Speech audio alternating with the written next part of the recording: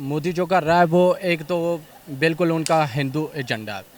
वो हिंदू को जो भी चीज़ होती है वो प्रोवाइड कर रहे हैं, प्रमोट कर रहे हैं और मुसलमानों को दबाए जा रहे हैं। जब इन लोगों को वोट चाहिए होता है तो या तो वो पाकिस्तान के खिलाफ कोई साजिश करते हैं या कोई एक्टिविटी ऐसे कर लेते हैं कि जिनकी वजह से उनको वोट मिलता है। वो सारे यही समझते हैं कि भाईजान जो रमज़ान का है वो दीन का और हमारे इबादत का महीना होता है।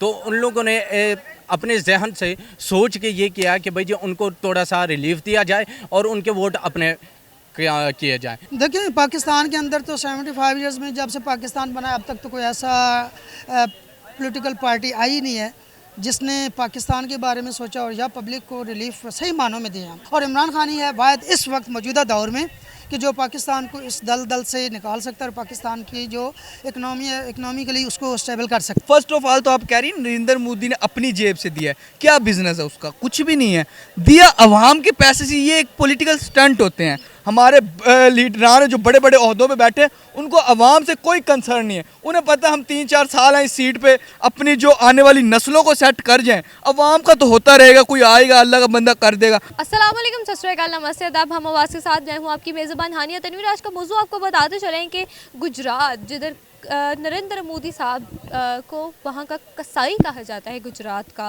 और दूसरी साइड पे अगर हम देखें तो 2020 में उन्होंने 1.3 करोड़ जो हैं वो उन्होंने दिए थे वहाँ की मुसलमान आवाम को, और अब उन्होंने दोबारा से 2023 में 200 करोड़ जो हैं वो दिए हैं वहाँ की मुसलमान आवाम को गुजरात की, और वो भी उन्होंने हुकूमत के ख़जाने से नहीं, नरेंद्र मोदी साहब ने अपने पैसों से खुद दिए हैं।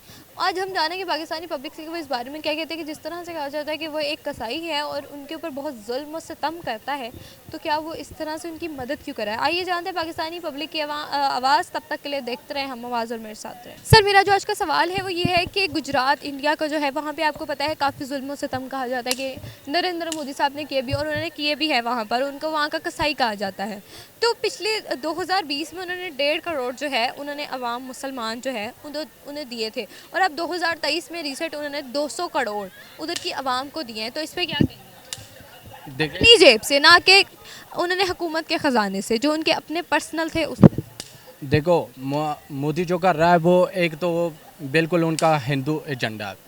वो हिंदू को जो भी चीज़ होती है वो प्रोवाइड कर रहे हैं, प्रमोट कर रहे हैं और मुसलमानों को दबाए जा रहे हैं। लेकिन इस टाइम तो उन्होंने मुसलमानों को दिए ना। वो इन लोगों का एक काम होता है, जब इन लोगों को वोट चाहिए होता है तो या तो वो पाकिस्तान के खिलाफ कोई साजिश करते हैं या कोई एक्टिविटी ऐसे कर लेते हैं कि जिनकी वजह से उनको वोट मिलता है। तो वोट की वजह से कर रहे हैं। अब उनको ये भी पता है कि भाई जी हमारा जो पॉपुलेशन है कंट्री का वो तकरीबन कोई 40% मुसलमानों का भी है, तो उनको मुसलमानों का वोट भी चाहिए। तो इसलिए उसने ये रमज़ान में, क्योंकि वो समझते हैं कि रमज़ान बज़ाते ख़ुद मुसलमान जो हैं जितने भी हैं जिस कंट्री में भी हैं वो सारे यही समझते हैं कि भाईजान जो रमज़ान का है वो दीन का और हमारे इबादत का महीना होता है। तो उन लोगों ने अपने जहन से सोच के ये किया कि भाई जी उनको थोड़ा सा रिलीफ दिया जाए और उनके वोट अपने किए जाएं। तो वो पार्टी का जो सजेशन होता है वो उस पर कर रहा है मोदी सरकार। ये नहीं है कि मुसलमान को प्रमोट कर रहा है, बल्कि मुसलमानों को वो दबाया जा रहा है। और वो कितनी बार अपने तकरीरों में भी कह चुका है कि भाई जो जितने भी मुसलमान हैं ये दहशतगर्द हैं और ये खूनख्वार हैं। अच्छा, आपने जिस तरह से कहा कि वो सिर्फ मुसलमानों को दबा रहा है, इसी साइड पे अगर हम पाकिस्तान की साइड पे आएँ तो जब हमारे इधर इलेक्शन होने वाले होते हैं, हमारी तो सड़कें जो सही होती हैं वो भी तोड़ दी जाती हैं। हमारी हुकूमत जो है वो तो जिन्होंने किसी को कुछ नहीं भी करना वो भी काम करना स्टार्ट कर देती है, और हमारी अपनी आवाम का निकाल के वही उनके मुँह पर मारते हैं। तो उसकी क्या कहेंगे? एक सिंपल सी मिसाल मैं आपको दे देता हूँ समझाने के लिए, पूरी आवाम को मैं दे देता हूँ कि आपके घर में अगर 6-7 बंदे हैं और सारे कमाने वाले भी हैं, ठीक है, और उस घर को चलाने के लिए सातों मिलकर चलाते हैं घर को, लेकिन घर में सातों मिलके अलग अलग सजेशन देते हैं, अलग अलग तरीके से चलाते हैं घर को, तो घर का कुछ नहीं बनेगा, वही ख़राब होगा। क्योंकि हर बंदा अलग अलग चलेगा। तो जब तक हम एक पेज पे नहीं आएंगे, मिल बैठ के नहीं के फैसले करेंगे, तो ऐसे ही होगा। क्योंकि हुक्मरान कहता है कि भाई मुझे जर्नल की वजह से ये मिल रहा है, जर्नल कहते हैं, सियासतदान नहीं करते, आवाम कहती है कि ये सियासतदान कर रहे हैं। तो हम मसला अगर हमें एक जगह का पता चल जाए कि भाई जी हमने यहाँ पे कंप्लेंट करनी है, कंप्लेंट सेंटर हो कि भाई जी इसने ये काम किया है, हम इससे पूछेंगे, तो हमारा एक सिंपल सा क्वेश्चन है कि भाई जी हम सवाल तो दूसरे लीडर से करते हैं, जैसे मैं सपोर्ट करता हूँ इमरान खान को, अब दूसरा सपोर्ट करेगा नवाज शरीफ को। अब नवाज शरीफ वाला इमरान खान से सवाल पूछेगा, मैं नवाज शरीफ से सवाल पूछूंगा, लेकिन इमरान खान से या नवाज शरीफ का सपोर्टर नवाज शरीफ से सवाल नहीं पूछेगा। अब इसका तो बैकग्राउंड जो आप जो कह रहे हैं कि उसको कसाई कह रहे हैं, इसके लॉजिक क्या है, लोगों की क्या थिंकिंग है। मेरे ख्याल में आई थिंक उसको इसलिए कहते हैं कि उसने गुजरात के ऊपर हमले करवाए थे जब उसकी दौरे हुकूमत पहला था, आई थिंक इस वजह से शायद कहते हूँ। जो जहाँ तक वो पैसों का है, रिलीफ देना है, तो वो उसने पब्लिक को दिया, तो इसका मतलब ये है कि अगर आप पब्लिक को रिलीफ दे रहे हैं, ना कि आप जो शराफिया उसको दे रहे हैं, तो पब्लिक को आप दे रहे हैं, तो फिर पब्लिक को इसका रिएक्शन नहीं होना चाहिए। आपको ये सोचना चाहिए कि पब्लिक और कंट्री के आपके मुल्क के बारे में कौन बेहतर सोचता है। अगर वो आपको रिलीफ एज ए पब्लिक दे रहा है, एज ए आपको कंट्री का दे रहा है, तो फिर आपको ऐसा नहीं सोचना। क्या लगता है आपको कि पाकिस्तान में हमारे जो लीडर्स हैं वो अच्छा काम करें कि हम दूसरों को उठ के जो बातें करें? देखिए, पाकिस्तान के अंदर तो 75 ईयर्स में जब से पाकिस्तान बना अब तक तो कोई ऐसा पॉलिटिकल पार्टी आई नहीं है जिसने पाकिस्तान के बारे में सोचा और या पब्लिक को रिलीफ सही मानों में दिया। इन्होंने इसकी ऐसे डेवलप किया है कि जैसे हमें एक मोहताज बना दिया है, गुलाम बना दिया है, हम हुकूमत पर डिपेंड हो गए। हमारी सेल्फ एबिलिटीज़ जो थी उसको इन्होंने बिल्कुल डल कर दिया है, ताकि ये लोगों के अंदर ऐसी थिंकिंग ना हो, ऐसा सोच ही ना आए कि हम अपने आप को सेल्फ डेवलप करें और आप अपने कंधों अपने पाँव पे खड़े हों और हम इसमें हमारी कंट्रीब्यूशन हो कि हम अपने मुल्क को जो है उसमें डेवलप करें, उसमें हम पार्टिसिपेशन करें। तो पॉलिटिशियन जितने हैं उन्होंने अपना एक बनाया हुआ है, बयानिया बनाया हुआ है, पब्लिक को उन्होंने आज तक धोखा दिया। तो सही मानों में 75 साल में पाकिस्तान के अंदर कोई ऐसा लीडर आया ही नहीं है जो कि इंटरनेशनल लेवल का लीडर हो, जो अपने मुल्क के लिए। इमरान खान को कहा जाता है कि जी 2 साल उसने लगाए तो उसमें उसको टाइम कोई नहीं दिया गया, अगर वो ज़्यादा टाइम लगाता तो हमारे मुल्क के लिए कुछ करता, तो क्या कहेंगे? अगर तो एज ए पॉलिटिशियन और एज ए लीडर देखें तो इमरान खान ऑनेस्टली ऐसा दिलेर और ऐसा ब्रेव लीडर है जिसके पास एक स्ट्रेटजी है। असल में ये सारे जितने भी हैं ये कि ये इन्फीरियरिटी कम्प्लेक्स के शिकार हैं। तो वो सीधा सीधा कहता है कि आप कम्प्लेक्स के शिकार न हो, आपके अंदर कॉन्फिडेंस होना चाहिए। आपके अंदर एक जो एग्रीकल्चर कंट्री है जिसके अंदर मिनरल्स हैं, एग्रीकल्चर है, सी है, टूरिस्ट कंट्री है, तो उस कंट्री के जो बादशाह हैं वो लोगों से भीख मांग रहे हैं, तो हाउ इज़ पॉसिबल।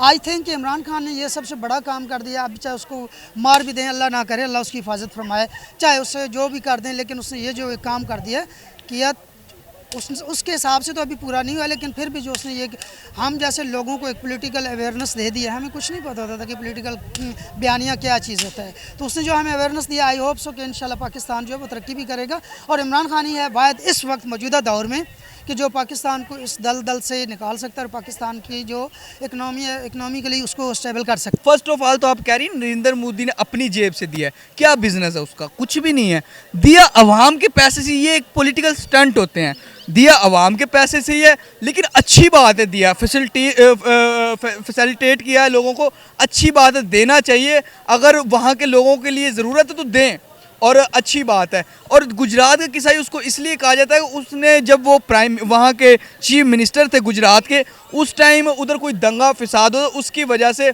उनकी पार्टी जो मतलब आरएसएस जिसे हम कहते हैं, वो उनकी पार्टी है उनमें मतलब करीब समझा जाता है। और वो ऐसा गिरोह है जो तशद्दुद पसंद है, जो लोगों पे जुल्म ज़्यादती करता है। और वो उनके जो एक थीम है, जो उनकी नज़रियात है, वो आरएसएस के काफ़ी ज़्यादा नरेंद्र मोदी के साथ मिलते हैं और उन्होंने किया था तशद्दुद। तो ये सारी वो कहानी है।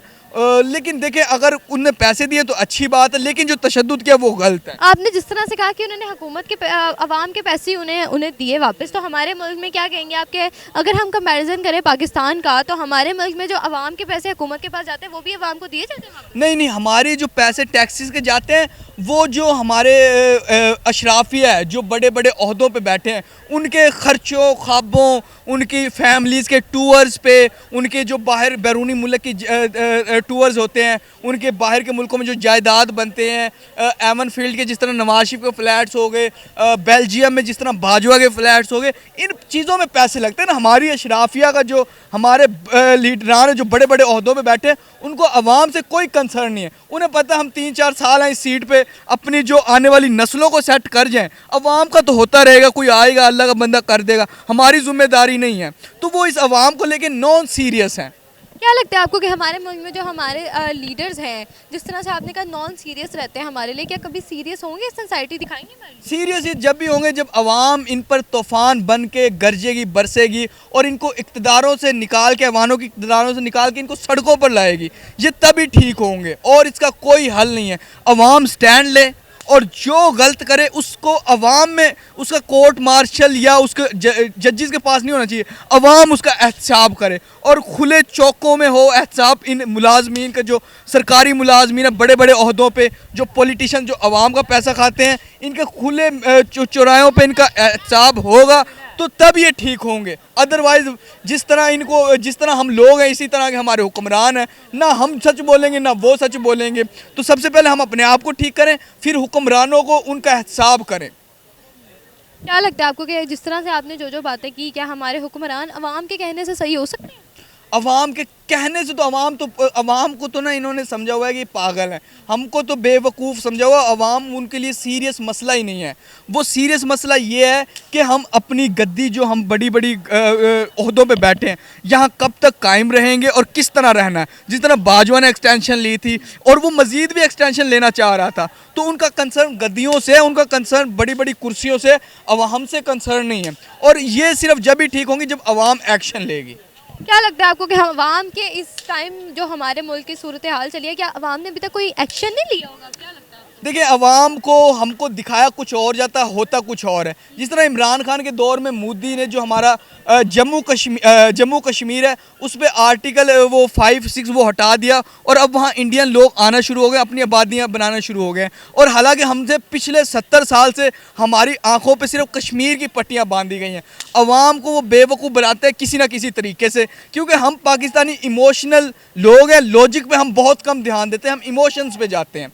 तो इसलिए उनके लिए हमको पागल बनाना आसान है। जब तक हम लॉजिक पे नहीं चलेंगे, इमोशंस को छोड़ के, जब तक हमारे हुक्मरान हमको इसी तरह इस्तेमाल करते रहेंगे, वो ठीक कुछ नहीं करेंगे। बहुत शुक्रिया। ओके। सो व्यूअर्स, ये थी मेरी आज की वीडियो। उम्मीद करती हूँ मेरी आज की जो वीडियो है वो आपको अच्छी लगी। जो मेरा आज का टॉपिक है वो भी आपको पसंद आया होगा और इस पे जो अवाम ने रिव्यूज़ दिए हैं वो भी आपने देखे होंगे और आपको अच्छे लगे होंगे। अगर मेरी आज की वीडियो आपको अच्छी लगी तो मेरे चैनल को सब्सक्राइब कीजिएगा और मेरी वीडियो को लाइक शेयर कमेंट जरूर कीजिएगा। अपनी मेरी ज़बान को दीजिए इजाज़त। अल्लाह हाफ़िज़।